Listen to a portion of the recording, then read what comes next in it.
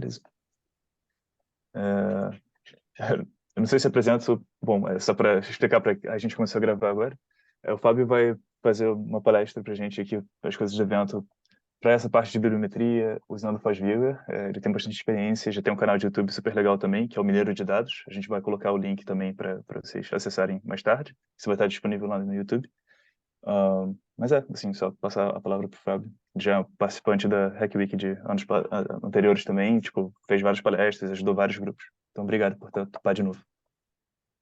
Bom, obrigado, Pedro. E vamos lá, vamos iniciar isso aqui, porque o tempo é curto, né, e é muita coisa. Eu vou tentar, obviamente, fazer o famoso voo de pássaro, né, sobre as questões, e aí a gente vê um pouco das dúvidas de vocês, e também tem muito material no canal que pode ser utilizado para vocês se aprofundarem, tá bom? Breve apresentação só porque fica aí, para quem quiser ler depois, com calma. Isso aqui é o meu resumê que está lá no Lattes. Eu sou da Fundação Oswaldo Cruz, mas atualmente estou cedido para o IBICT, né?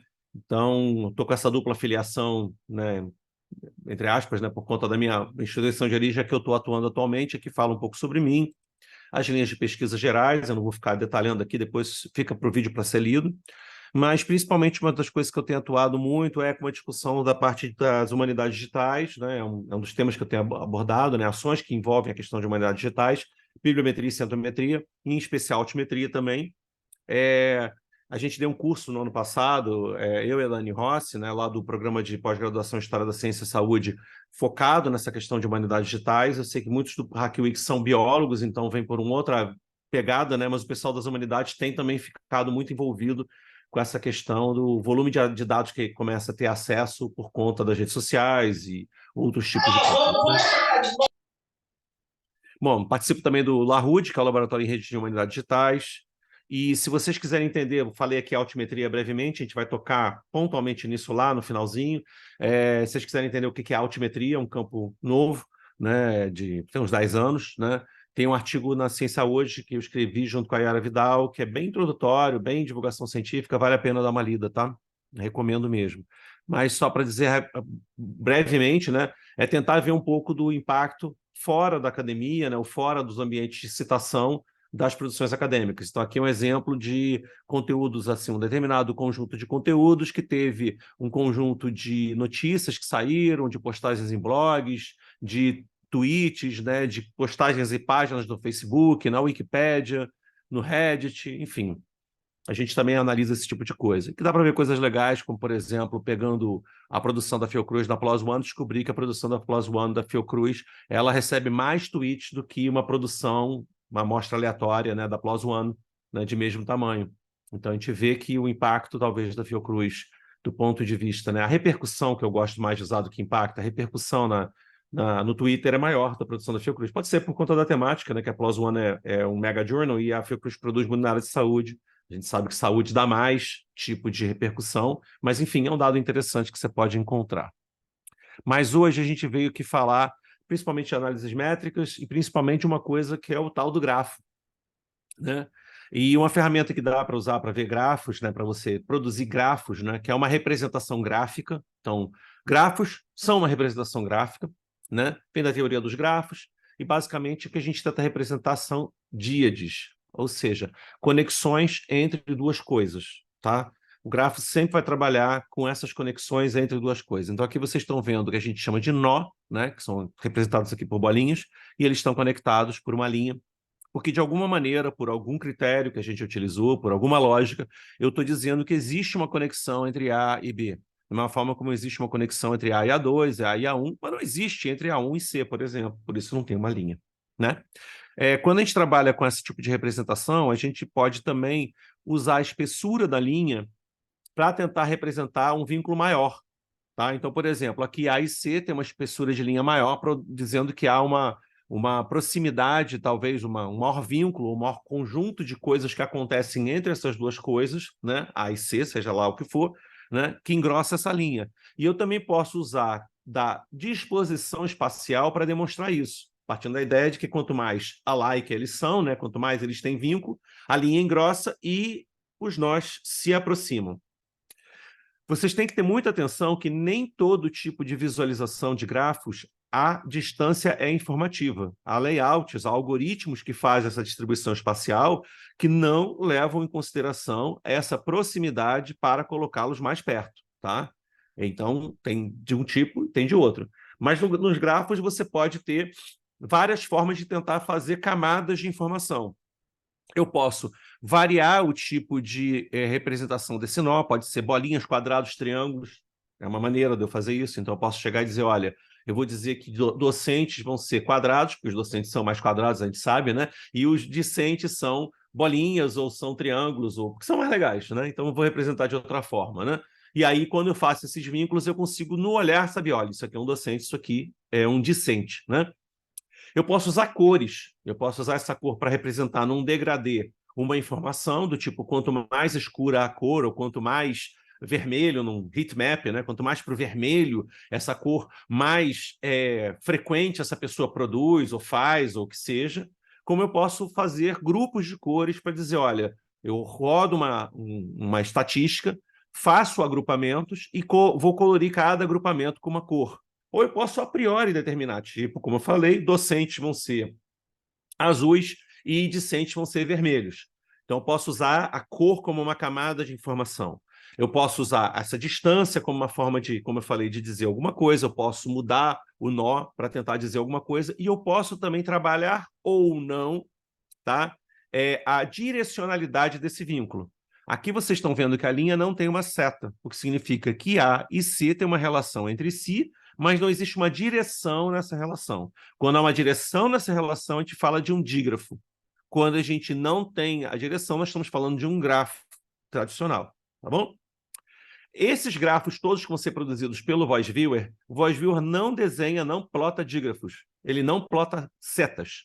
Então, as relações que ele mostra, no final das contas, são reduzidas, tá, a relações não direcionais. Existe uma das análises que a gente vai ver no VoiceViewer que é direcional e que ele representa sem apresentar a direcionalidade, ok? Isso é importante ter isso em mente.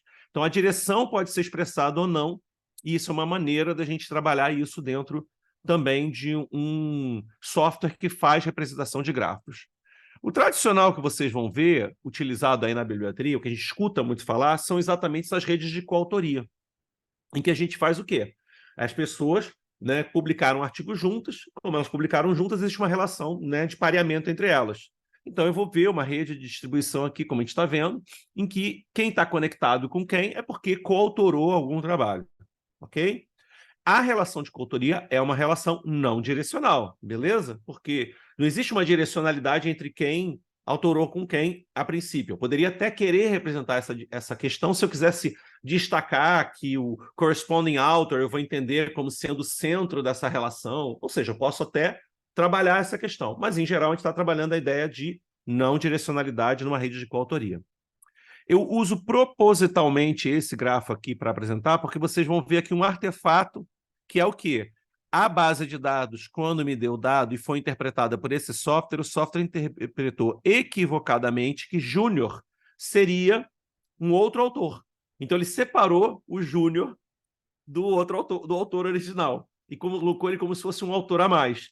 Então, mesmo quando você trabalha com fontes estruturadas como bases de dados, você precisa entender os caveats que essa base de dados pode ter, os problemas que ela pode apresentar. Aqui é um problema clássico que acontece com escopos. Quando a gente usa escopos, a gente tem que tomar cuidado com o júnior, por exemplo, ou coisas do gênero que podem acontecer. Em geral, o que a gente vê muito é júnior, tá? Que existem esses... Ele interpreta como se fosse mais um autor, então você tem que limpar esse dado individualmente, porque senão vai aparecer esse errinho, tá? É uma dessas questões que a gente tem que ter em mente. Bom, o VoiceViewer é uma ferramenta gratuita, foi desenvolvida pelo CWTS, que fica em Leiden, na Holanda, é um dos centros mais importantes mundiais para a questão de centometria. É um software muito utilizado, né, por bibliometristas, centometristas, até pessoas de fora têm utilizado, fora do campo têm utilizado. É uma ferramenta que eu acho que ela é fundamental para todo estudante de pós-graduação, que todo estudante de pós-graduação pode, mesmo que não vá fazer um estudo bibliométrico, ter vantagens de usar uma ferramenta como essa para tentar entender um pouco o campo de estudo dele. E a gente vai ver por quê, pelos tipos de análise que a gente pode ter. Ferramenta totalmente gratuita, tá? 0800, porém, não é, o código-fonte dela não é aberto, tá? Então você usa, né, sabendo que ela tá ali produzida e não paga nada, mas tem esse porém. Uma outra ferramenta um pouco mais generalista em termos de grafos é o GEF. O GEF faz grafo de qualquer tipo de coisa que você quiser, consegue apresentar direcionalidade, consegue pegar e botar os nós como imagens, consegue botar os nós como diferentes tipos de polígonos, consegue exportar para grafos interativos, faz miséria, tá? Só que o GEF, eu digo que é a versão não Nutella do Voice Viewer, né? Porque ele já passa a exigir um pouco mais, né, de você entender um pouco o que você está fazendo. O primeiro grafo que ele vai te oferecer quando você importar os dados, ele é muito feio, e grafo feio não tem pai, né? Então a gente fica meio, né? Poxa, chato, não estou conseguindo entender nada, né? Você tem que fazer todas as setagens. A grande vantagem do Voice Viewer é que ele muito rapidamente te oferece, por intermédio de um wizard, que faz também limpeza dos dados e prepara tudo, né? Um resultado muito palatável para você começar a entender as coisas. Então, por isso que o Voice Viewer é uma ferramenta de entrada nesse mundo, tá? Basicamente, então, tem aqui o resumo, né, desenvolvidos, nós podem ser periódicos, pesquisadores, publicações, países, termos, e a rede formada por arestas que representam citação, acoplamento bibliográfico, cocitações, relações de coautoria, né, concorrências de uma maneira geral. A gente tem todas as opções. Pode fazer mineração de texto dos resumos e título, que é muito interessante, e muita gente, quando começa a utilizar, não se toca que ele faz isso. O Voice Viewer, inclusive, pode ser utilizado com um arquivo externo que você tem, desde que o texto seja em inglês, e ele tem uma biblioteca de processamento de linguagem natural maravilhosa, que inclusive detecta termos compostos, que é uma coisa muito legal. Uma parte das coisas, o Iramutec e outras coisas, normalmente trabalham com os termos isolados, e aí você tem que fazer esse trabalho, se você tem um termo composto que é importante você manter, você que tem que juntar isso previamente, né? E permite a visualização de 3 formas. Você pode ver o grafo colorizado por agrupamento, você pode ver ele colorizado por algum indicador num heatmap ao longo do tempo, e você pode ver num heatmap mesmo sem os links em si. A gente vai ver brevemente cada uma dessas formas, que a gente vai correr um pouquinho hoje, né?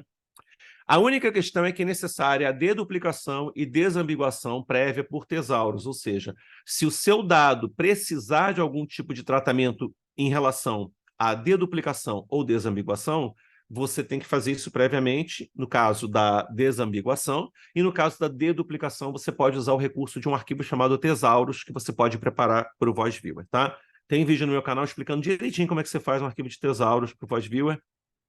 Eu não vou ter tempo de abordar aqui, porque é um processo longo, mas tem vídeo no canal sobre isso, né? A questão da desambiguação e a deduplicação, né, é que eu sempre brinco, a cientometria é uma ciência 3D, porque você precisa desambiguar, você precisa deduplicar os seus dados e você precisa se desesperar com os seus dados, né, no final, porque você vai ficar enlouquecido com aquele volume de coisas que você tem. Na verdade, a brincadeira é mais porque, na verdade, você tem que mergulhar no final nos seus dados, você tem que dive into data, né, mergulhar neles ao final, tá?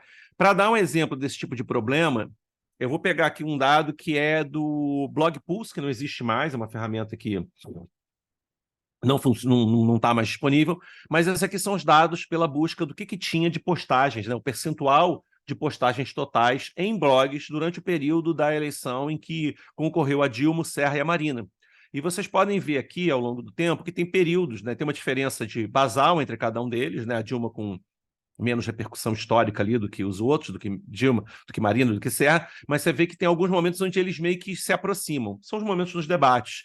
Depois tem o momento do primeiro turno, que eles se aproximam, aí a Marina perde, né, e não vai para o segundo turno, então ela volta para a basal dela.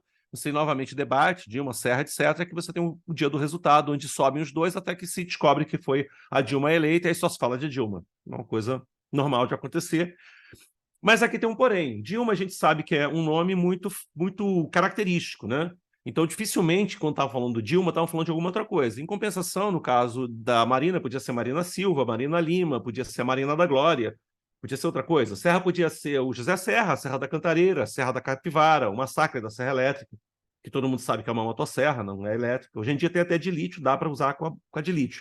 Mas antigamente, se fosse elétrica, eu queria soltar a tomada. Então, tem esse problema histórico.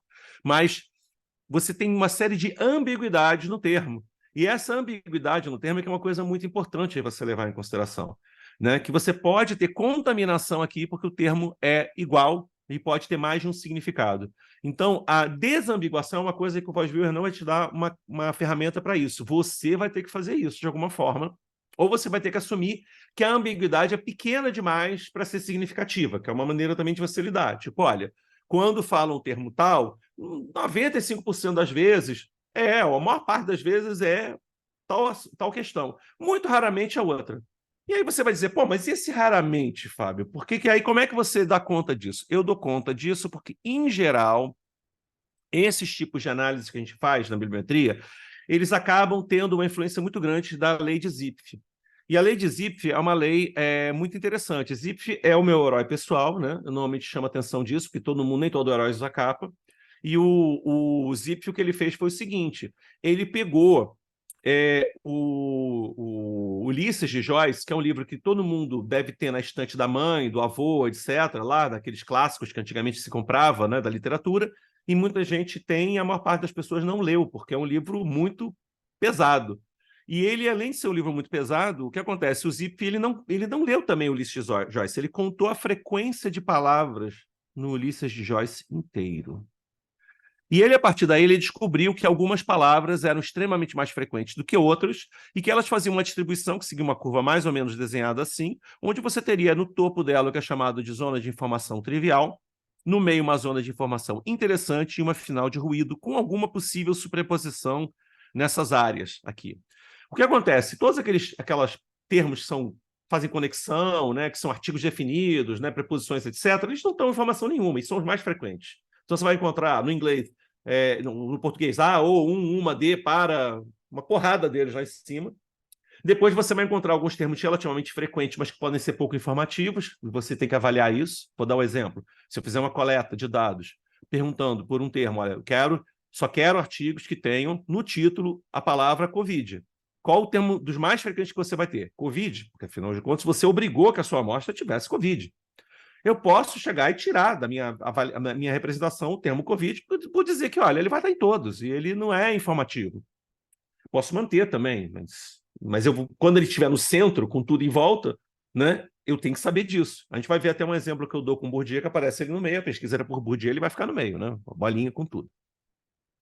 Mas, tendo dito isso, o que acontece? Você percebe que, se você tiver uma grande quantidade daquele seu termo mãe, que é importante para você, ele é o mais frequente de interpretação, está num determinado sentido, como na maior parte desses estudos o nosso corte vai pegar um percentual muito lá no topo, ele vai acabar descartando, entendeu? Essas correlações que seriam espúrias, entendeu? Então, se o significado daquele termo ele é majoritariamente, muito majoritariamente, tá?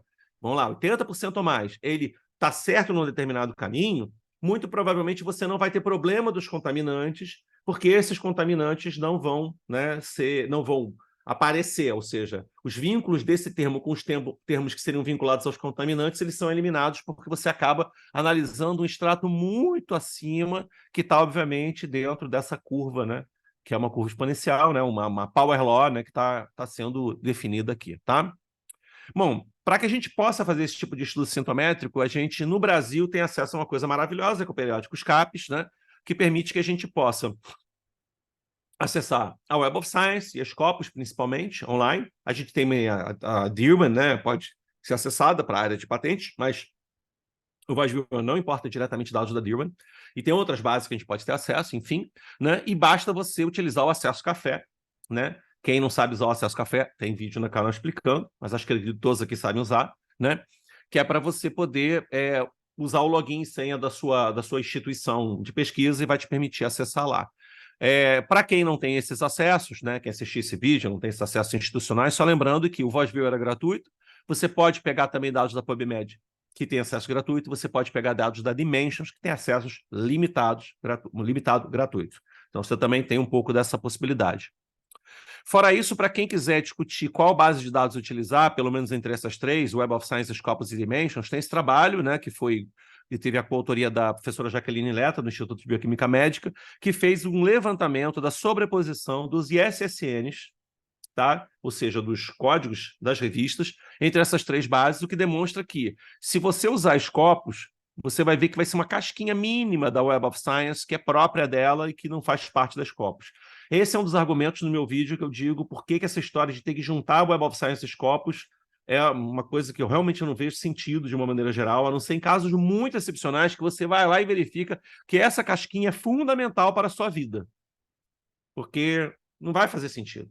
Agora, claro, se você for fazer uma revisão sistemática de literatura, o seu papo é outro, aí é outra história. Mas se você está usando apenas para levar, para ter uma ideia do campo, né, por um estudo bibliométrico usando o Voice Viewer, não faz para mim muito sentido, a não ser que você verifique que esse conjunto aqui específico da Web of Science que está fora da cobertura é fundamental, tá? Você vê que o overlap dele é de 489, né? Então aqui sobraria 11, a gente está falando de 121 ISSNs, ou seja, é menos de 1%, tá?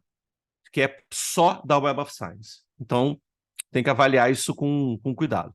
É claro que tem um detalhe que é importante chamar a atenção, de que, apesar de se parecer que a Scopus tem uma cobertura muito maior em termos de ISSNs, a gente tem que lembrar que a Scopus não vai tão para trás no passado quanto a Web of Science. A Web of Science tem um histórico muito maior, tá? E se você vai fazer pesquisa que tem caráter histórico, né, que eu quero pegar os artigos lá de trás, lá de antes de 1997 para trás, a Web of Science pode ser muito interessante para você, porque pode te dar uns artigos, né, seminais importantes, tá? Então tem que tomar um pouco também desse cuidado. A Scopus também consegue, por exemplo, a memória do Instituto Oswaldo Cruz, ela tem tudo, porque a memória do Instituto Oswaldo Cruz digitalizou tudo e botou tudo, e quando ela foi indexada, pegou tudo, desde os artigos de 1900 e, né, Guaraná com rolha, tá? Então, beleza. Aqui tem, por último, também essa mesma distribuição, mostrando, né, essa sobreposição, para a gente poder ter uma noção, né? Peraí, ops, fiz besteira. Bom, voltando para o nosso problema. A gente tem, então, aqui as redes de coautoria, tá? Que são o clássico, né? Mas você também pode fazer esse tipo de rede baseado na coautoria por países, né? Eu posso pegar os autores, subir para um nível institucional, posso fazer por instituições de pesquisa e posso fazer até por países. Por instituições de pesquisa, você tem que tomar cuidado, porque algumas bases são muito ruins nisso. Por exemplo, o próprio Voice Viewer chama atenção que a Scopus é péssima na questão de tratamento e limpeza das instituições. Então, também, às vezes, é um motivo para você usar o Web of Science. Você quer fazer por instituições, não é recomendado o Voice Viewer, ou a Scopus, né? Não é recomendado, o Voice Viewer não recomenda a Scopus. Mas eu posso fazer por países também. Lembrando que toda vez que eu começo a subir um andar, né, eu estou estreitando a minha pirâmide. Então, por exemplo, quando eu escolhi analisar com autoria, eu joguei fora na minha amostra todos os artigos que são monoautorais. Algumas áreas têm alto percentual de autorias individuais. Outras é muito raro. Então, se você está numa área que é raro, ok. Se eu estou numa área onde não é raro, eu vou ter que chamar a atenção no meu estudo, não invalida, eu posso fazer uma análise de coautoria, né? Mas chamar a atenção de que, olha, eu estou analisando uma coisa peculiar para essa área, por exemplo, a área de artes, né? 20% só. Né? Então, é peculiar para a área de artes analisar a coautoria. Quando eu vou para instituições, eu diminuo mais ainda. E também por área tem diferenças. Áreas, às vezes, um pouco mais nacionais, como, né, que a gente tem que ter um caráter mais nacional, costumam ter menos instituições em colaboração e costumam ter menos ainda a questão de países, porque é mais raro ainda. E quando eu vou para países, subir mais na pirâmide, mais apertado ficou, tá bom? Eu posso também fazer uma análise a partir de palavra-chave. E aí, existem dois tipos de palavra-chave em geral que as bases oferecem. Algumas não oferecem palavras-chave, como a Dimension. A PubMed oferece Mesh Terms, que aí é um processo, né, os mesh, né, os termos mesh, que são super bem tratados e trabalhados e são tecnicamente assim exemplares. Você tem depois a Scopus, que faz o Index Keyword e pega de autor também, oferece as duas. E a Web of Science oferece a Keyword Plus e Author Keyword.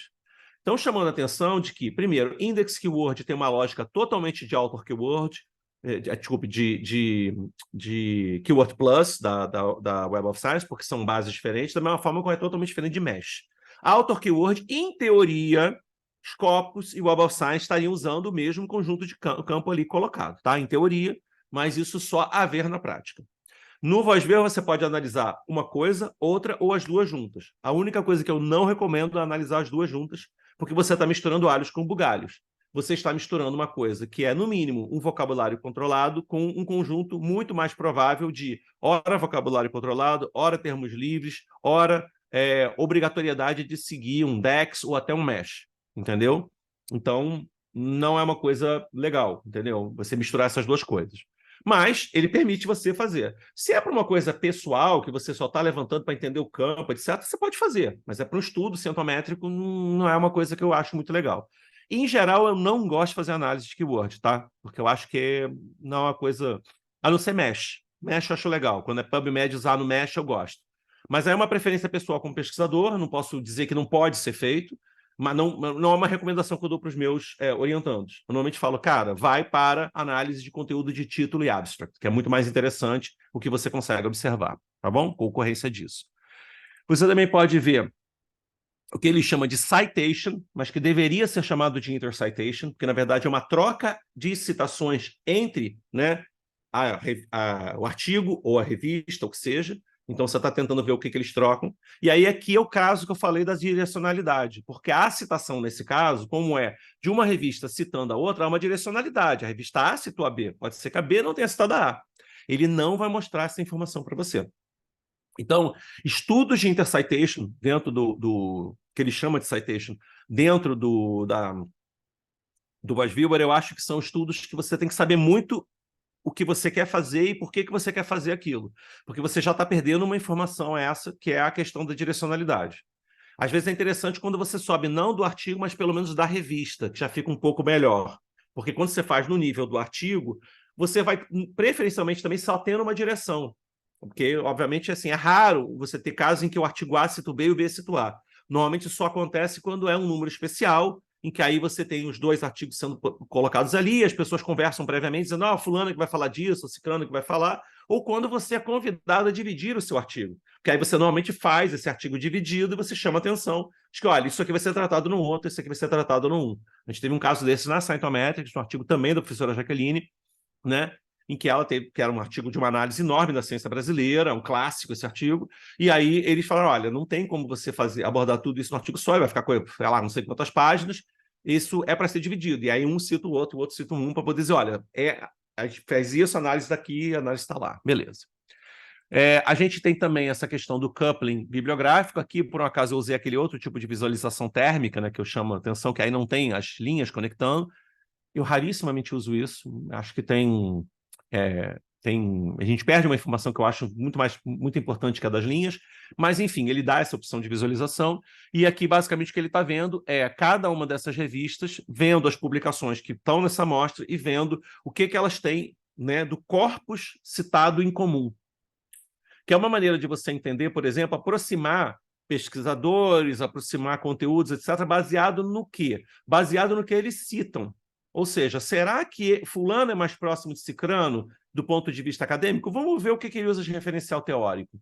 Então, eu consigo segmentar essas coisas pelo referencial teórico utilizado. É muito interessante também o acoplamento. É uma análise que eu, pessoalmente, acho sensacional. Você tem a questão da cocitação, que aí é uma outra coisa. Você tem a sua amostra inicial. Então, a sua amostra inicial, por exemplo, tem 100 artigos. Então, lá, 100 registros, né? Porque eu estou falando do artigo aqui como sinônimo de registros, mas pode ser que sejam conferências de congresso, pode ser que seja capítulo de livro, etc. Vem 100 registros da base, né? A não ser que você tenha filtrado para artigos. Eu peguei esses 100, só que esses 100, eles têm um corpus, né, que você tem de conteúdos que foram citados, que sustentam esses 100 artigos. Então, o que sustenta esses 100 artigos selecionados? São esses 1.200, ou os 10.000 artigos citados. Eu vou analisar esse conjunto agora, da seguinte maneira: eu quero ver os artigos que foram citados pelo mesmo artigo num dado momento.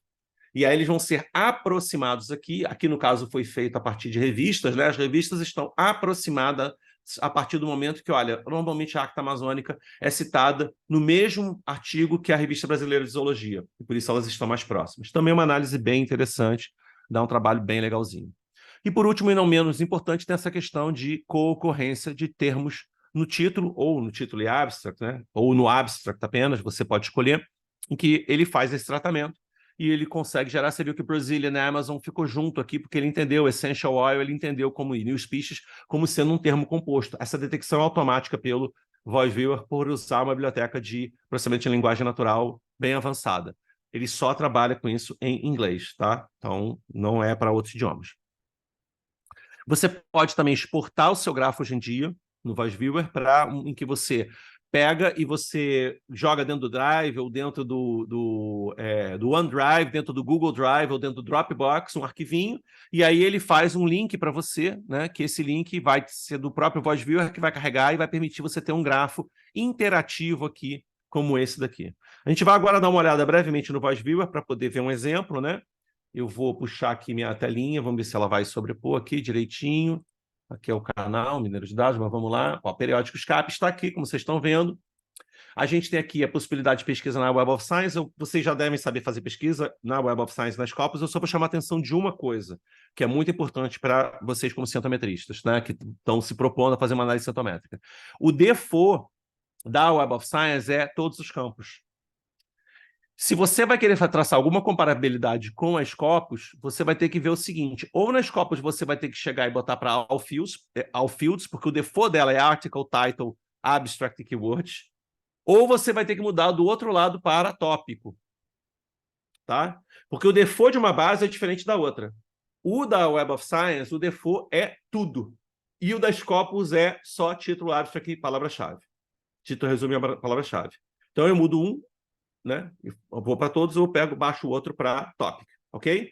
Lembrando que eu posso ter diferenças nas coisas que eu vou encontrar, porque tanto um quanto o outro tem um sistema de palavras-chave diferentes. Então, eles vão procurar no título, no resumo, na palavra-chave de autor, porém, cada um na sua própria conjunto de palavras-chave, né? Um é o index keyword e outro é o keyword plus, tá? Casos que aconteciam, hoje em dia deve ter tido algum filtro nesse all que existia aqui da Web of Science, mas antigamente acontecia o seguinte, a pessoa vinha, eu recebi o artigo para revisão, e o cara, eu fiz a pesquisa na Web of Science e deu mais do que na Scopus. Bom, como a gente já viu, isso seria meio estranho de esperar, concorda?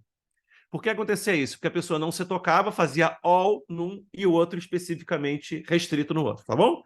Então isso é uma coisa importante para ter em mente, para não se confundir. A mesma coisa vai ter aqui. Quando você faz essa consulta também, é importante vocês saberem como é que vocês vão fazer para... Só vou botar um caso aqui, né?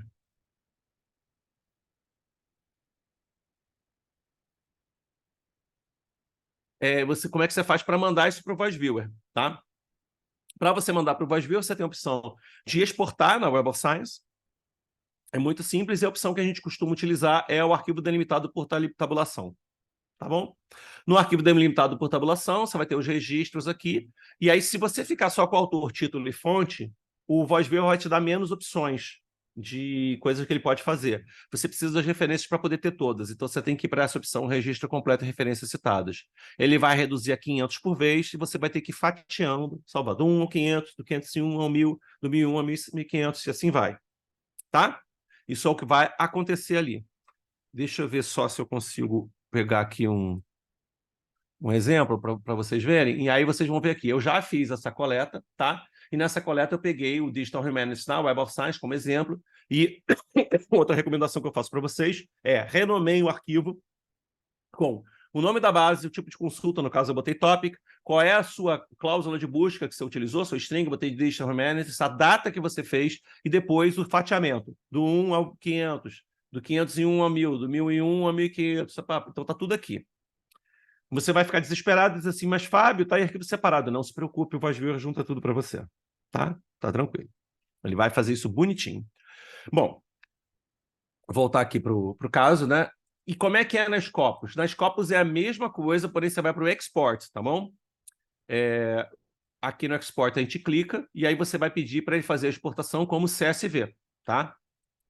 E aí ele vai abrir essa janela em que você vai ter que fazer as escolhas todas que você quer dos campos. Se você não colocar o Include References e algumas outras coisas aqui, como Abstract, Auto Keyword, etc., ele vai ficar super limitado no que ele consegue analisar. Então, essas são coisas fundamentais que você tem que colocar. Esse de Funding Details não vai ser usado pelo Voice Viewer, mas pode ser interessante você ter para outro tipo de pesquisa. Aqui tem, por exemplo, o Abbreviated Sort Title e algumas outras coisas que não precisam ser necessariamente colocar, como Corresponding Address, e normalmente também dão uns probleminhas, às vezes o arquivo tem dificuldade de leitura porque ele sofre uma pequena corrupçãozinha na hora da exportação, né? Então, pode ser uma coisa removida, eventualmente, se você estiver tendo problema. Senão, você faz a exportação com todo esse material mesmo e beleza, depois. E aqui ele também tem uma limitação. Ele não vai conseguir mandar um número excessivamente grande de CSVs para além dos 20 mil aqui que ele está colocando. Antigamente era de 2 mil quando você pedia mais campos, tá? Hoje em dia ele está sendo mais bonzinho, está permitindo que você faça uma exportação de um número bem maior. Antigamente a gente tinha que fatiar também de 2 mil em 2 mil. E aí faz a exportação, vai gerar um arquivo CSV, a gente consegue a partir daí, né? Fazer a nossa busca. Deixa eu só puxar aqui um pouquinho para baixo para ver. Você também pode entrar no próprio, na Dimensions. Dentro da Dimensions ele vai ser a mesma coisa, só que ele vai ter a exportação. Vou botar aqui botar plastic, whatever.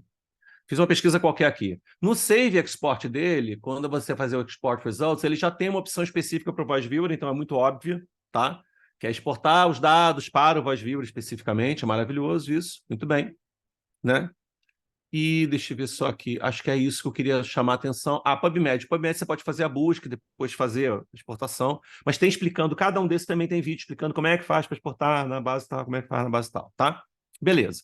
Vamos abrir aqui o Voice Viewer, então, que já está montadinho aqui para a gente poder utilizar ele. Eu vou puxar ele para cá. Espera aí. Fechar ele. Vamos puxar ele para cá, para a nossa tela. E está muito bem. Chegamos aqui no Voice Viewer. Para você fazer qualquer coisa no Voice Viewer, você vai precisar fazer o quê? Você vai precisar criar alguma coisa, né? Porque você não tem nada pronto. Ele abre essa janela daqui, em que ele vai ter 3 opções. Uma, se você quiser criar a partir de um arquivo já de rede pronto. Tem coisas que já exportam, sistemas que já exportam redes prontas. Mas, normalmente, o que a gente usa muito é o Bibliographic Data. E também tem esse baseado em text data, que muita gente passa batido, que é para a gente fazer título e abstract, por exemplo, ou qualquer conjunto de termos que a gente tenha. Eu vou dar Next aqui, ele vai chegar e vai dar a opção de pegar por uma base bibliográfica, ele aceita Web of Science, Scopus, Dimension, a Lens também, a PubMed. Tem a opção de você pegar por um arquivo RIS, se você estiver exportando do Mendeley ou do Zotero, você pode exportar um RIS para fazer. E é legal, também tem outros Refworks. E também tem a possibilidade de você fazer pesquisas diretamente do Wikidata, do Semantic Scholar, do próprio OpenAlex, Crossref, tem opções bem legais aqui. Mas a gente vai pegar as mais tradicionais, que normalmente são utilizadas aqui para dar de exemplo. Eu vou dar Next, vou pegar aqui o Web of Science, pego para selecionar, eu vou puxar aqui, ele abre a janelinha e você vê que ele tem as que eu já salvei. É só selecionar com Shift, o primeiro e o último com Shift, tá? E pronto, ele vai juntar tudo para mim. Vou dar Next. E ele vai fazer o Reading Web of Science Data File, você vai abrir para mim o resultado. E ele vai me dar esse conjunto de opções. O grande poder do Voice Viewer é que ele tem um wizard que faz o tratamento centométrico do dado, pensado por centometristas. Se você tentar levar para o GEF, você consegue fazer algumas importações. Só que você vai ter que limpar tudo e resolver todas as pendências. Então, é casos muito comuns da gente passar pelo Voice Viewer para fazer essa primeira filtragem e depois levar para o GEF para fazer outras coisas, se a gente quiser. Mas aqui o que ele tem? A questão de coautoria, que pode ser por autor, organização e países. Se eu botar por organização e países, não tem problema, mas se eu estivesse usando um dado da Scopus, quando eu botasse organização, ele ia dar um alerta, dizendo, olha, a Scopus é uma bomba nisso, tá? Você vê que ele tem a opção de fazer o que ele chama de full counting e fractional counting. Full counting, basicamente, é o seguinte, não importa se eu autorei com 1 ou com 500 autores, eu vou ganhar 1 ponto por isso.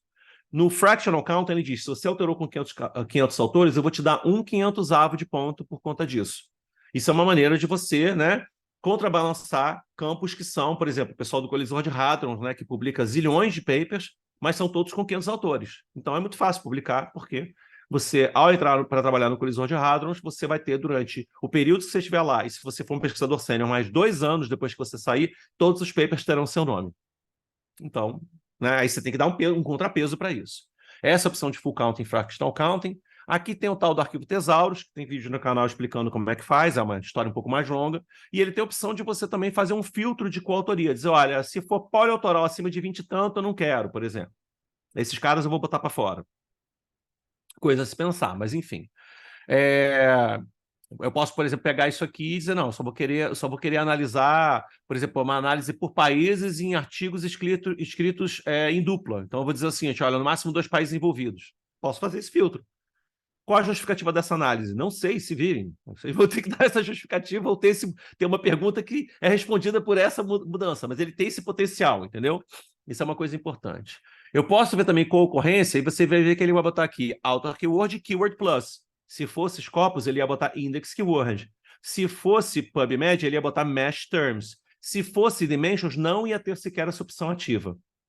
Tá? Para dar o exemplo. Mesma coisa que você vai ver aqui que é que você vai utilizar. Vai perguntar se é full counting, fractional counting. Mesma coisa. Se é um lugar onde permite zilhões de palavras-chave, ele vai pesar negativamente isso. Se eu botar fractional counting. Se eu botar full counting, não importa se o cara tem 3 palavras-chave ou tem 10 palavras-chave. Vai contar da mesma maneira, tá? Você vê que ele permite usar os dois juntos ou um separadamente do outro. Eu prefiro trabalhar sempre com um separadamente do outro, se for trabalhar com isso, tá? Citation, que eu chamo a atenção que deveria ser intercitation. Mesma coisa, só que ele pode fazer isso no nível de documentos, ele pode fazer no nível de fontes, que aí seriam as revistas ou conferências, ou o que seja, no nível dos autores, tá? E aí ele permite que eu faça um ajuste no nome dos autores e remova os casos que sejam de poliautoria. Eu posso fazer no nível organizacional, eu posso fazer no nível de países. Então, eu posso fazer assim, pegar esses documentos e uni-los como se fosse um grande documento, tá? Para, a partir daí, ver, né, se por acaso dentro do mesmo país. Então, vamos lá, botar todo mundo dentro do mesmo país ali. O acoplamento bibliográfico, ele também vai ser documentos, fontes, autores, organizações e países. E o co-citation, né, ele vai tentar ver a questão de referências citadas individualmente, tá? Fontes, se a gente quiser pensar na revista em si que está sendo citada, e não é mais se é um paper específico, ou ele pode fazer por autores, tá? Sendo que ele fala, dizendo que, olha, a Web of Science só inclui o primeiro autor de um cited document, os outros não são considerados nessa análise. Então, ele chama a atenção de uma peculiaridade da base, você tem que tomar esse tipo de cuidado. Para todas as opções, ele tem sempre aqui, ó, uma interrogaçãozinha onde ele explica cada uma dessas coisas, ok? Vamos fazer aqui uma análise bem simples, né? Eu vou pegar uma concorrência aqui, no caso, por Keyword Plus, que é a característica da própria base, né? Vou dar um next, e aí ele vai perguntar o seguinte, a segunda etapa que ele faz. Beleza, você chegou até aqui. Mas eu encontrei 1.151 palavras-chave. Qual é o mínimo de ocorrências que você quer dessa palavra-chave para que eu possa fazer minha análise? Lembra que eu falei da zip? Se eu não fizer isso, eu vou baixar para considerar todo mundo, aí zip não está atuando. Aí talvez algumas questões espúrias possam estar interferindo também. Mas eu posso querer ver tudo e pode ser importante para mim. Até depende um pouco do volume de nós. Se eu estou com um corpus muito pequenininho, eu posso querer ver tudo, porque, ok, é pequeno, dá para ver tudo direitinho. Mas se a começa muito grande, você começa a tentar ajustar isso. Em geral, o Voice Viewer ele dá uma boa visualização para alguma coisa até uns 200, 300 no máximo nós. Você consegue ainda fazer um bom discernimento ali, né? Então, isso é uma coisa importante também. Mas você pode usar alguns critérios subjetivos, do tipo, olha, eu fiz uma coleta dos últimos 10 anos, e eu quero, então, que isso tenha aparecido pelo menos, em média, uma vez por ano, nos últimos 10 anos, então eu vou usar um recorte de 10. Vou dizer que, olha, aqui, então, beleza, eu posso chegar, olha, as humanidades digitais, elas estão presentes, né, nos últimos 4 anos, vou fazer um exemplo aqui hipotético, tá? Então, eu vou pegar 4, se pelo menos, em média, uma vez a cada 4 anos, pode ser 4 agora, pode ter sido uma a cada ano, pode ser 4 para o primeiro, eu vou considerar, e aí eu vou ter esses 125 que tem do threshold, ele tem esse primeiro corte. Fora isso, ele permite também que você faça um segundo corte baseado no que ele chama de association strength, na verdade, com a força de link strength, ou seja, a força de ligação entre esses links, que serve exatamente para você tentar priorizar esses nós que são mais importantes do ponto de vista da formação dessa grande rede. Você pode usar esse filtro ou não, tá? Quando você faz para termos, ele usa já obrigatoriamente, já dá uma sugestão de usar obrigatoriamente, porque em termos a lei de zip é batata total. Então, é importante você focar nos principais ali de alguma maneira, você fazer um corte pelo menos de 40% para fora. Bom, e aí você vê que ele gerou aqui o meu dado e ele começa a listar esses nomes todos aqui, das palavras-chave. Agora eu posso dar uma olhada nessas palavras-chave para ver como é que elas estão. E aqui que entra a questão da deduplicação. Né? Você vê que tem Digital Humanities com dash, com traço, né? E Digital Humanities sem dash. Teoricamente, eu tinha que juntar essas duas coisas, porque ele está duplicado. Eu teria que deduplicar isso num Thesaurus. Eu não vou fazer isso agora. Mas é exatamente isso uma coisa que você precisa verificar. Se você fizer uma verificação e você não encontrar problemas, você não precisa fazer o Thesaurus. Mas se você encontrar problemas, você precisa fazer o Thesaurus, né? Porque senão vai ficar com uma coisa errada, né? Então tem aqui um exemplo, acho que tinha também umas outras coisas. Information Seeking, Information Science, Information, não é problema. Tinha Network, Networks, tá vendo? Um plural aqui, ó. Tem que ver. Mas enfim, vou dar um finish. E aí o que acontece? Normalmente, você pode dar sorte dele chegar e você ter um material que não tem um problema, ele está num componente gigante inteiro, ou seja, todos os nós são conectados direta ou indiretamente para o corpus total que você está analisando, o maior corpus, né, de conexões, o maior conjunto que a gente chama, né, o maior agrupamento ali, que é o chamado componente, né, componente gigante, né? Ou pode ser que não, que alguma coisa esteja solta no ar, ou seja, pequenos grupos soltos no ar. Você pode ver que aqui tem um termo que não está ligado a nenhum dos outros, por algum motivo. Então, muito provavelmente, ele foi um index keyword único de um determinado artigo que ficou de fora. Se eu der yes, ele vai jogar fora esse resultado. Em geral, eu recomendo que você primeiro dê no, para você ver o que está sendo eliminado. Porque, né, se você não sabe o que está eliminando, é complicado. Então, primeiro eu vou dar um no, vou olhar esse resultado, e ele vai mostrar que é music. Olha, music está, de alguma maneira, totalmente fora aqui. Eu vou criar novamente tudo do zero, até o final. Vou diminuir para 4, como eu tinha falado. Next, next, finish. E agora eu vou aceitar, porque eu sei o que eu estou perdendo, que é music. Tá? E ele gerou o meu grafo. Então você pode ver que ele muito rapidamente gera um gráfico super bonitinho, né? Tá aqui, resolvido. Né? Ele já está distribuído, já separado em agrupamentos. Não ficou uns agrupamentos tão claros assim, mas eles estão mais ou menos, né, distribuídos aqui. Tem a parte do Digital Humanities, que é uma condição sine qua non para essa pesquisa, eu poderia ter removido. Poderia também ser uma estratégia eu remover ali, em vez de tentar fazer a duplicação, dizer, não, vou simplesmente remover, porque eu não quero que eles apareçam. Vou até fazer isso do zero depois, para dar esse exemplo. Vou aqui, ando até aqui. Espera aí, juntar aqui, botar o back. Botar o 4 para ficar no mesmo exemplo. Next. E vamos botar as ocorrências. E aí tem Digital Humanities aqui. Vai ter um lá com 5 também, né? Se não me engano. Cadê o Digital Humanities? Pronto, vou tirar os dois. Se eu desselecionar aqui, ele sai, tá? Vou dar um finish. Pronto. Aí ele vai dizer, olha, vou aceitar. E ele fez a distribuição aqui, né, dos meus dados. Né? E você vê que ele talvez até ajudou um pouco melhor a fazer os grupos, porque provavelmente devia ter uma parte que estava com dash, outra sem dash, estava gerando uma certa confusão nesses vínculos. Você também tem outra opção, que é o Overlay Visualization, que é olhar para essa mesma coisa, porém usando a cor como um degradê sobre, né, algum tipo de métrica. Aqui, no caso, ele usou o ano médio de publicação, que é a primeira opção que ele dá, default. Então, eu consigo ver que o que está amarelinho é mais recente. Se eu fizer uma análise, por exemplo, sobre algum tema meu interessante de pesquisa, eu posso ver, olha, mais recentemente o que se tem estudado nessa área é tal coisa, o que está mais em amarelinho, não era estudado antes. As cores que são intermediárias significa que elas estão mais ou menos distribuídas ao longo do tempo, ou elas foram muito no passado e estão sendo muito no presente, estão na média. Tem que tomar cuidado, é média, ano médio de publicação. E ele busca uma faixa onde ele consegue ter uma melhor representação. Então, por exemplo, a questão de humanidades digitais em arqueologia parece estar sendo uma novidade, a questão de memória, né? Questão de vida, né? Herança cultural, a arte, a ontologia, o online, enquanto que a questão da informação está mais para trás, entendeu? A discussão até de futuro, por exemplo, está mais para trás, né? Sobre a geografia, a exploração, ferramenta, os recursos. Então, você tem vários termos que imediatamente você consegue ter um olhar temporal para isso. Eu posso fazer isso também por outro conteúdo? Posso. Eu posso mudar aqui pela questão da média de citações. Aí ele vai colorir pela média de citações. Então, o que tem gerado mais citações são os trabalhos que têm como palavra-chave o termo cultura. Os que têm falado sobre história, não está muito bom para história, não, mas a gente sabe também que a dinâmica na história, né, de citações é diferente, então pode estar representando isso, enfim. Ele tem outras opções aqui, né? E aí vamos lá. Tem a questão de ocorrências, outras coisas. Bom, e por último tem o de densidade, que é esse que a gente falou, né? Que tem essa opção de você ver as palavras. Ele fica como se fosse uma nuvem de palavras com cores, né? Eu gosto mais desse tipo de visualização do que a nuvem de palavras, pessoalmente, mas é só nisso que eu acho que ela é interessante. E aí você pode também fazer essa colorização pelos agrupamentos para também te ajudar a identificar pelo menos o que seria mais próximo do que. Tá bom?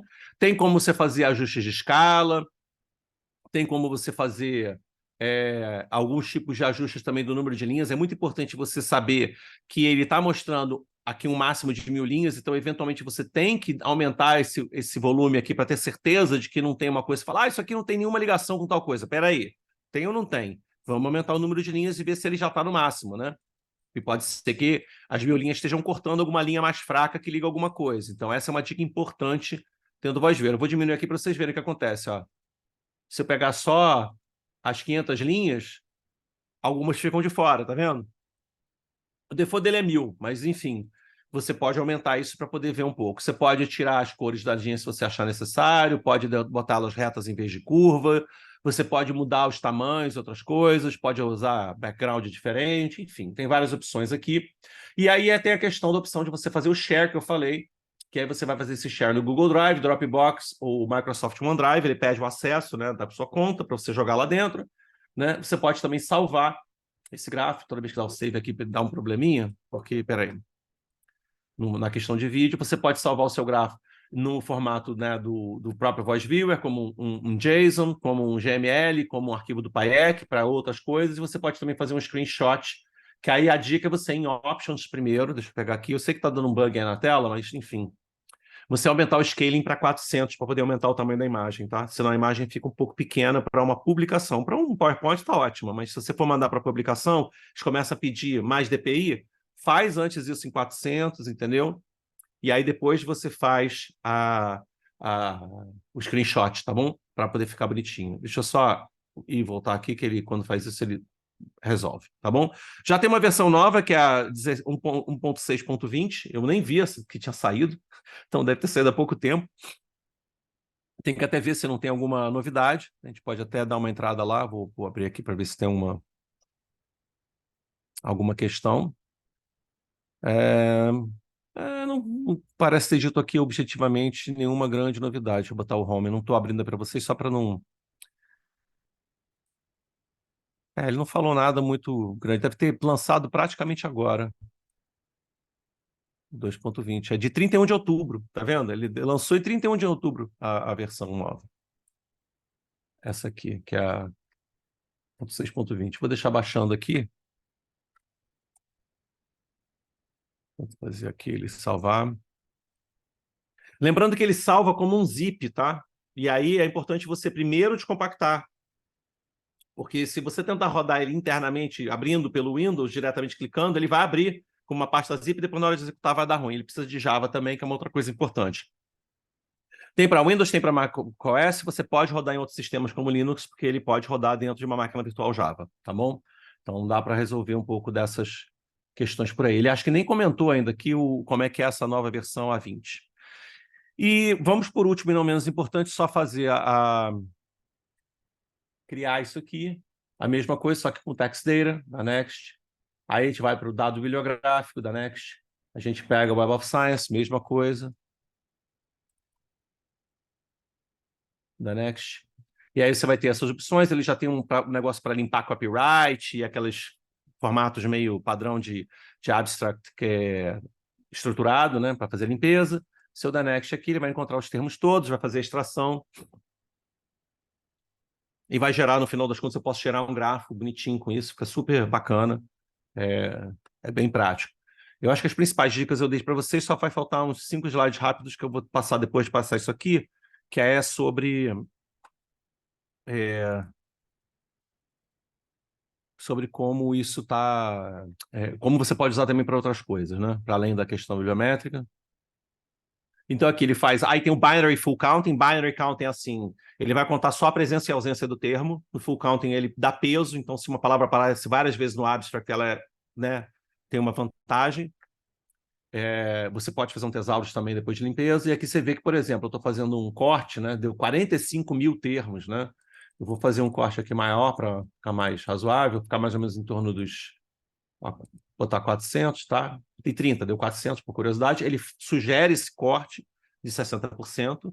Em geral, eu recomendo que você acate ele, né, ao final, mas antes que você não faça o corte, veja o que ficou, né? Beleza, aí depois você vai lá e acata. Esse corte de 60% é muito bom, como default, né? Às vezes a gente dá uma leve alteração nesse corte para poder igualar um pouco a amostra. Às vezes as amostras são muito parecidas, mas uma está com 253 e a outra estaria com 147. Falou, não, vamos pegar os 250 a mais. Então subo, baixo um pouquinho para parear as duas, não tem problema, pode ser uma opção também. Aí ele vai fazer o Relevance Score. Vai ter aqui, obviamente, né, os principais termos que ele encontrou, né, em Humanities, aqui, Collection, etc. Dá um Finish. E aí ele gerou aqui um grafo, você percebe que é um grafo bem separado em 3 grandes clusters, um cluster aqui mais focado para universidades, plataformas, bibliotecas, o outro voltado para técnicas, linguagens, e outro para teoria, cultura, sociedade, scholarship, production e coisas do gênero. Se eu pegar agora esse mesmo coisa com Overlay Visualization, a gente vê que isso aqui está um pouco, de uma maneira geral, mais para o passado, que tem estado mais contemporâneo, tem uma discussão sobre período literatura e corpus e outras coisas para o lado de cá, ou seja, tem grandes opções para a gente analisar. Tá? Bom, voltando aqui para a nossa apresentação, para finalizar, deixa eu ver aqui. A gente pode usar essa ferramenta também para outras coisas. Eu utilizei esse material, por exemplo, para fazer uma análise a partir de tweets uma época. Peguei o Existe Pesquisa no BR, joguei lá no Voice Viewer, as contas, né, a concorrência de determinadas contas, vi que a tal da campanha não deu em nada. Era basicamente todo mundo estava mais ou menos na mesma bolha, tinha uma bolha separada ali. Então dá para você pegar algumas coisas desse tipo. Eu cheguei a fazer uma análise também de tweets que tiveram. Teve que fazer todo um tratamento de dados sobre o período que teve lá da facada do Bolsonaro, né, as primeiras horas da facada do Bolsonaro, e aí consegui ver a distribuição dos grandes órgãos de imprensa, os órgãos internacionais, a esquerda e a direita e tudo, né? Já usei para analisar, por exemplo, títulos, aí dá muito trabalho fazer em português, é possível, mas é muito complicado, mas a gente conseguiu fazer com a questão de produções acadêmicas sobre teses, dissertações e TCCs com o que tinham no título Bourdieu, no Lattes, né? E também coisas do tipo pegar os news outlets que você tinha, né, os títulos das headlines de um determinado conjunto de notícias e ver como é que se distribuíam isso ao longo do tempo, que foi muito interessante. É um dado que fica muito bacana também de se ver. Tem um canal no YouTube Mineiro de Dados, para que vocês possam esclarecer algumas dúvidas adicionais, etc. Eu vou estar aqui também para esclarecer o que tiver a mais também, a gente vai conversar um pouquinho. Obviamente, ninguém, se não tiver os seus discentes, seus orientandos, seus pós-docs, seus colegas, para poder trabalhar e produzir. Então, aqui é uma amostra geral dos que deixam foto disponível no Lattes, os que não deixam foto no Lattes não dá para botar, né? E queria dizer obrigado, né? E deixar aí meus contatos, meu e-mail, meu Twitter, e o link do canal do YouTube. Muito obrigado para vocês.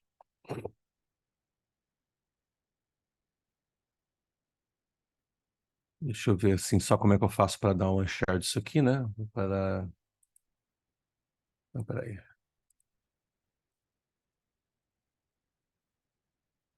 Como é que eu faço para parar?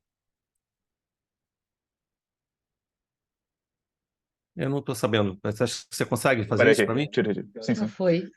Obrigado. Valeu, Fábio. Obrigado pela palestra. Desculpa, eu tô com um barulho aqui no fundo. O Igor tem uma pergunta. Acho que a gente pode bater um bate-papo agora. Sim. Oi, Fábio, obrigado pela palestra, foi muito bom. Obrigado. Qual é o limite do Voice Viewer, assim, do tamanho do grafo? Olha, assim, quem tem limite é o município, né?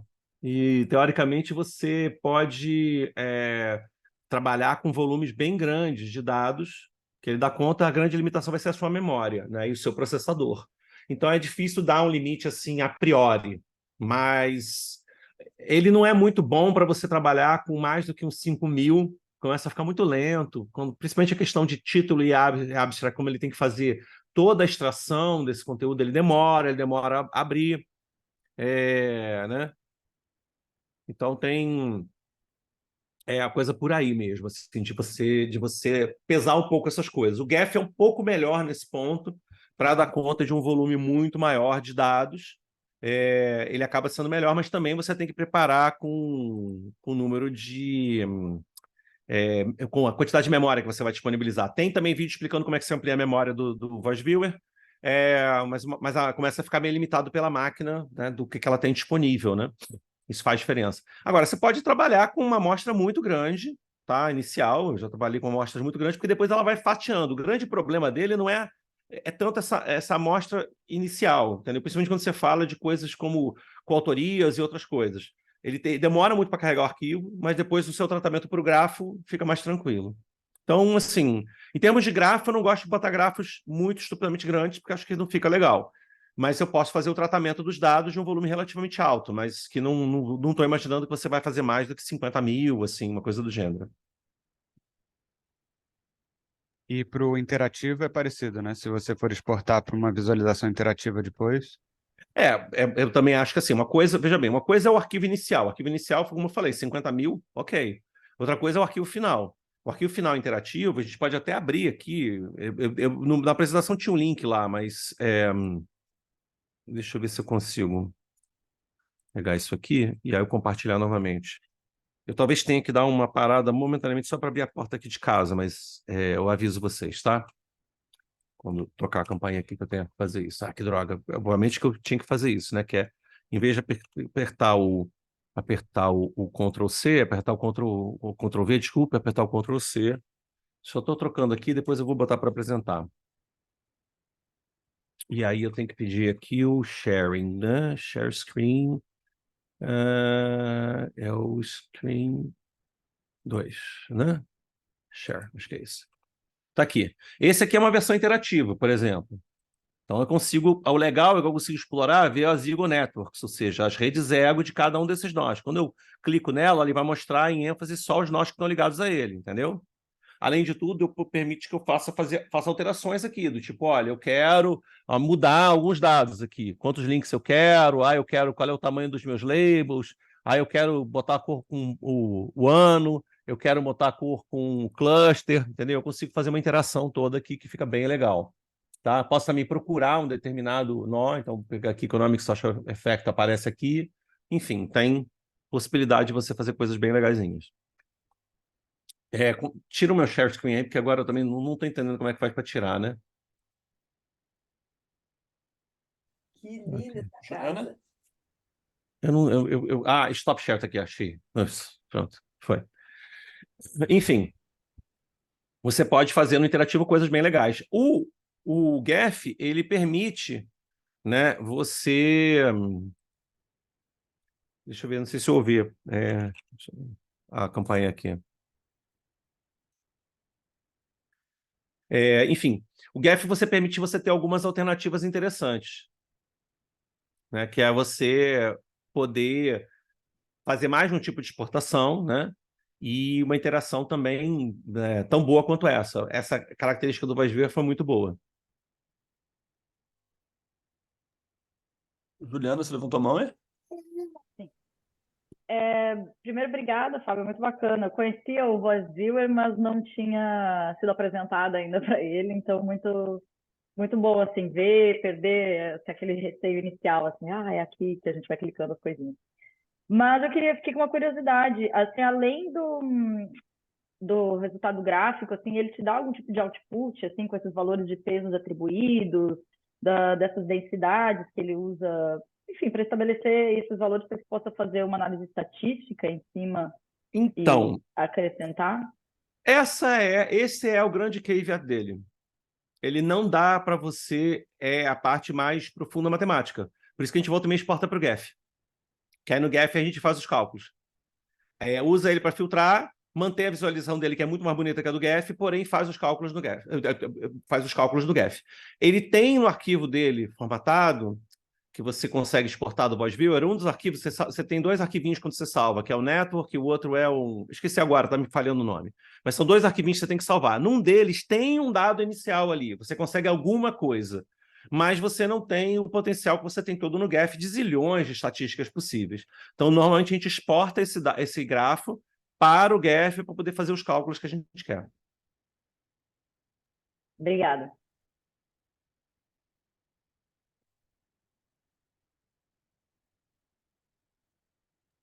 Mais alguém tem alguma pergunta?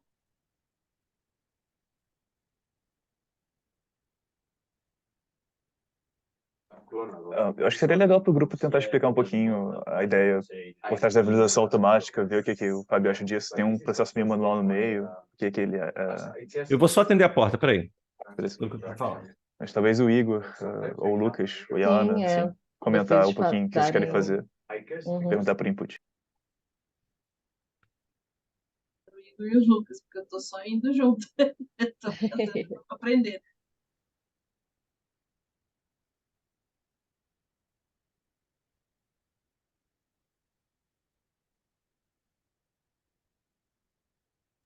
E aí, gente, tudo bem? Deu tudo certo? Deu tudo certo. Que bom, acabei de chegar aqui já. Enfim. Tô com criança e tudo mais, assim. Tô só participando espiritualmente aqui. Pronto. Lucas, você quer falar? Ou eu falo aqui do projeto? Fábio, a gente queria falar um pouco do nosso projeto, assim, para você ver se tem alguma coisa, assim, que a gente tá fazendo muito errado, ou que você tem uma sugestão. A gente tá pensando em pegar uma área de pesquisa dentro do Brasil para fazer uma visualização de que pessoas estão fazendo coisas parecidas, mas não tem colaboração entre elas ainda e podem se ajudar ou chegar numa colaboração futura. Então, a gente quer fazer um grafo de pesquisadores, pegando ou palavra-chave ou análise de abstract e título e fazendo um cluster de área de pesquisa dentro de uma sub-área já. A gente já vai filtrar uma área e vai fazer esse análise de grafo de pesquisadores. Aí você está trabalhando com a autoria tradicional, né? Que você vai tentar ver. O que eu recomendaria apenas é que você não faça nenhum limitante no Voice Viewer, porque você vai ter que ver todas as colaborações, né? Já que você quer saber se há ou não colaboração com ele, então não pode usar um filtro alto, né? De dizer, olha, no mínimo tantas colaborações, porque não vai fazer sentido. E a grande questão vai estar na tua query. Como é que você faz uma query sobre uma determinada área específica o suficiente e bem fechada para permitir que você recupere isso. Uma outra hipótese que você pode fazer, que pode ser muito interessante, é você fazer um levantamento da base de dados da produção de um conjunto de pesquisadores, que é mais fácil do que você ir para um tema. Então, por exemplo, você poderia chegar e dizer o seguinte, olha, eu quero analisar a bioquímica médica, porque eu tenho pesquisadores da bioquímica médica e eu gostaria de mapear as colaborações entre eles. Dá um exemplo, da bioquímica médica da FRJ, ou da biofísica, ou do whatever. Eu vou pegar os pesquisadores da UFRJ, que são de cada uma dos institutos do CCS.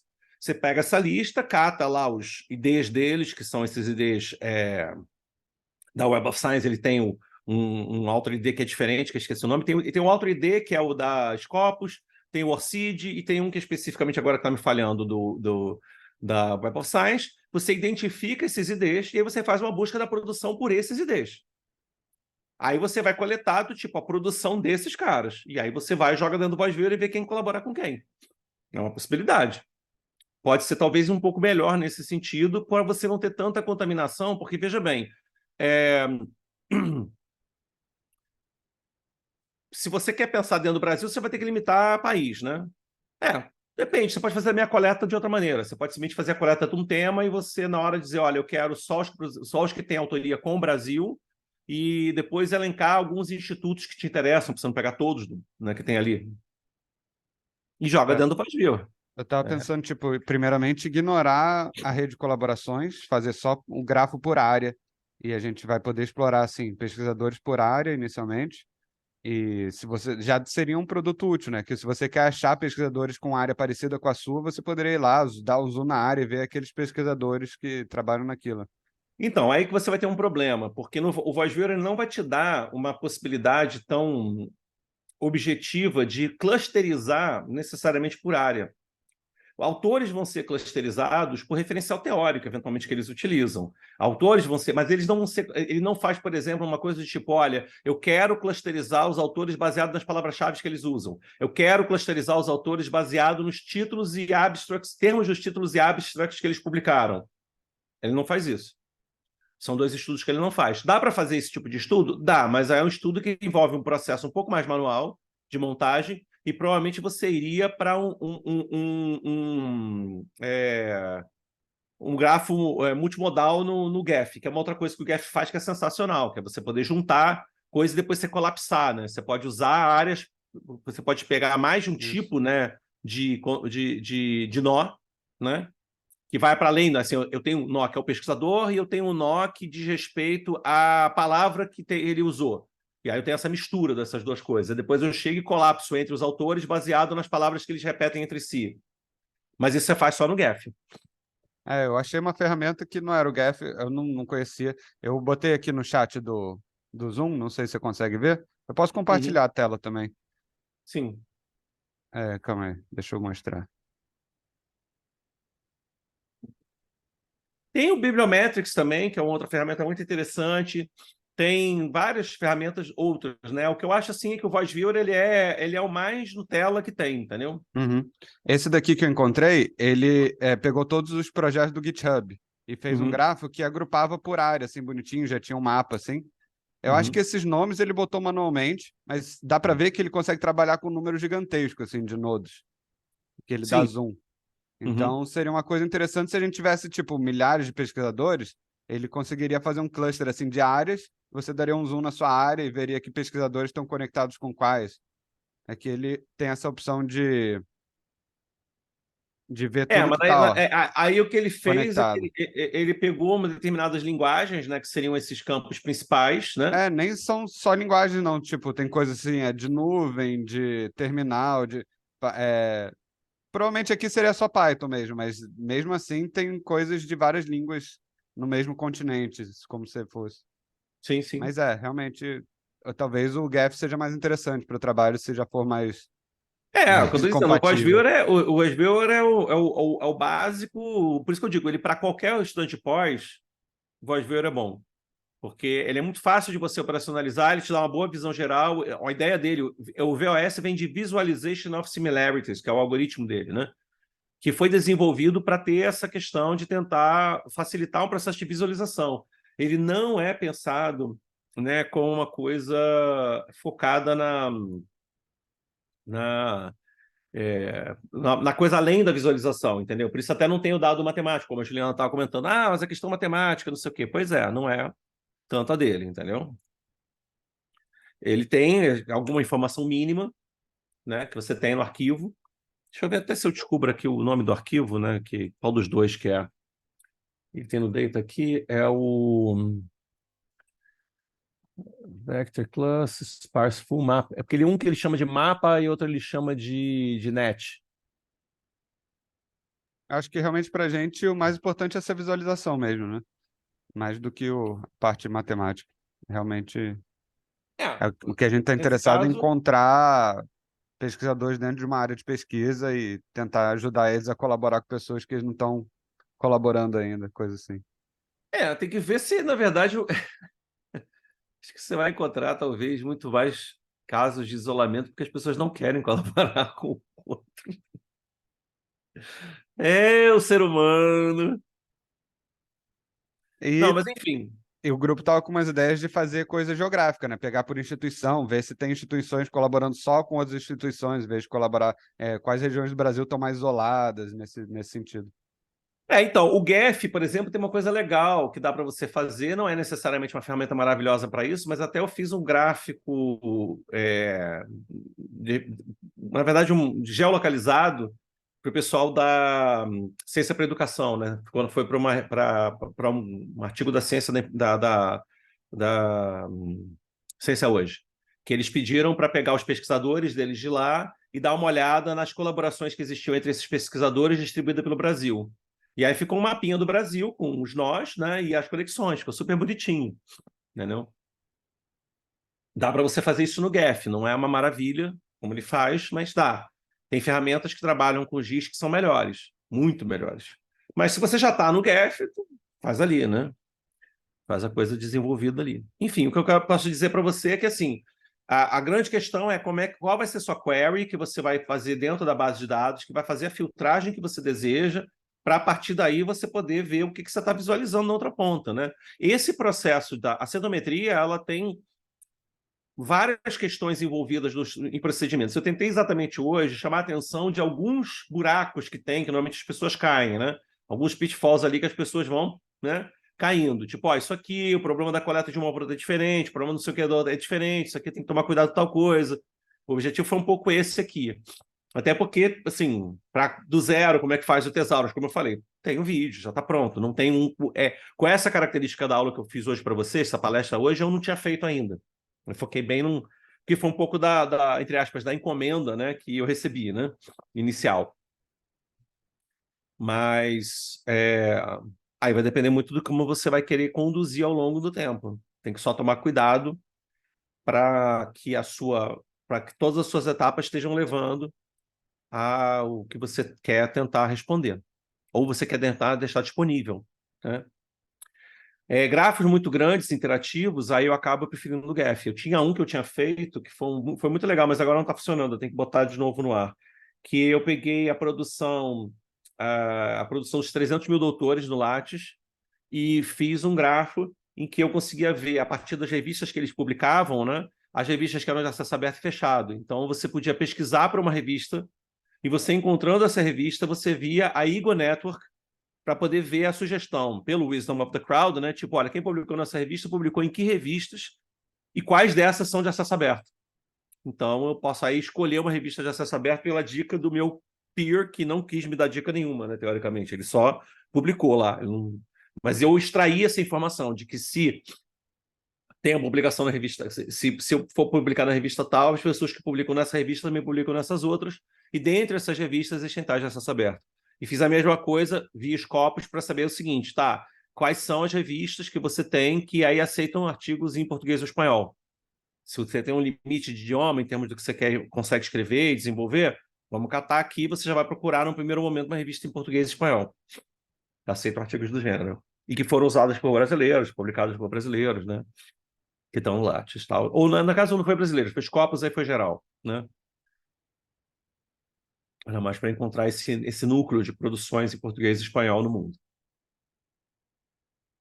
Ia ser legal se você conseguisse botar ele de volta offline, dar uma olhada. Eu vou tentar. Parece... O gráfico ficou macio, ficou um negócio que demora séculos para carregar, mas infelizmente está fora do ar por algum motivo. Deu um problema lá no JSON, corrompeu e ele não consegue carregar o JSON. Vai ter que subir novamente para o site. Eu acho que essa palestra foi muito boa, muito útil. A gente vai, com certeza, a gente vai usar o VoiceViewer no mínimo, para filtrar os dados, ou dar uma passada inicial, que a gente tava com esse problema das instituições não estarem batendo uma com a outra e coisa assim. A gente vai dar uma... Não usem Scopus, se vocês querem instituição, não usem Scopus, só isso que eu digo. Sim. A Dimensions, ela usa grid, né, para fazer a classificação de instituições, ela não é ruim, não. É uma opção também interessante, mas você pode exportar quantidades pequenas só, né? Esse é o problema da Dimensions. E aí você vai ter que fatiar o dado, etc. Mas se isso é uma pesquisa muito específica, na Dimensions toma cuidado para sempre pesquisar, na pesquisa tomar cuidado porque o all fields dele é um pouco inclusivo demais também. Então pode vir um pouco de sujeira. Eu normalmente prefiro fazer a pesquisa por título e abstract só.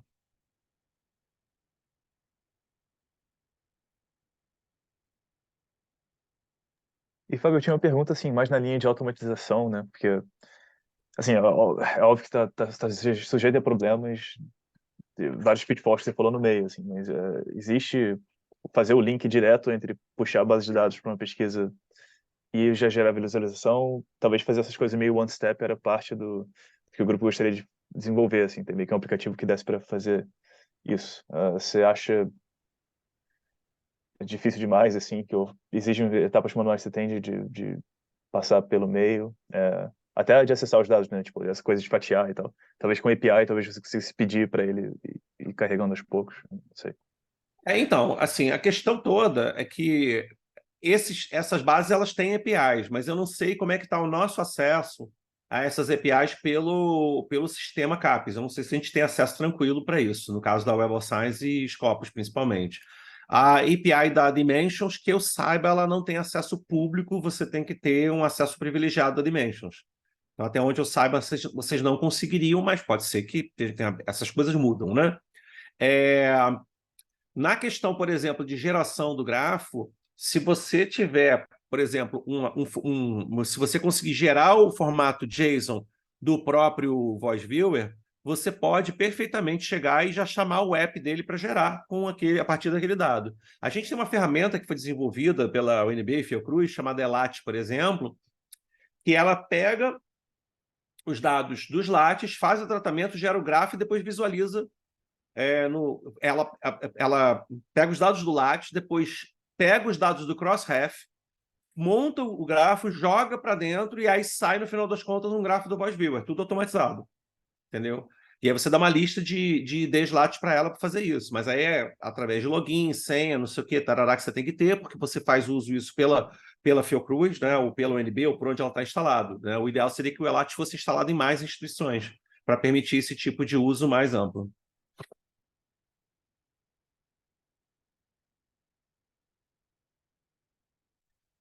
Valeu, Thiago. Estou dando aqui só uma resposta aqui para o chat.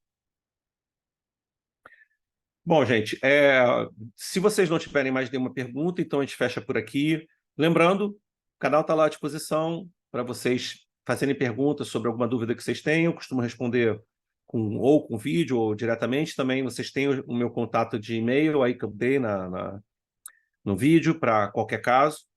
Né? Também podem entrar em contato, não tem problema nenhum. Tá? Se tiverem, como eu falei, um grupo de WhatsApp que esteja fazendo o projeto e quiserem me incluir, já deixei meu celular disponível, é só incluir meu celular, eu vou estar olhando e é só me marcar, Fábio, dá para fazer não sei o quê? Eu respondo, entendeu? O que dá, o que não dá, estou à disposição para ajudar vocês. O importante é que vocês tenham sucesso aí na empreitada, e foi um prazer mais uma vez falar no Hack Week. Beleza. Valeu. Fábio. Obrigadão. Depois eu te mando a gravação. Vou parar aqui. Tá bom, beleza. É só para vocês saberem também que estão aqui, eu costumo pegar esse vídeo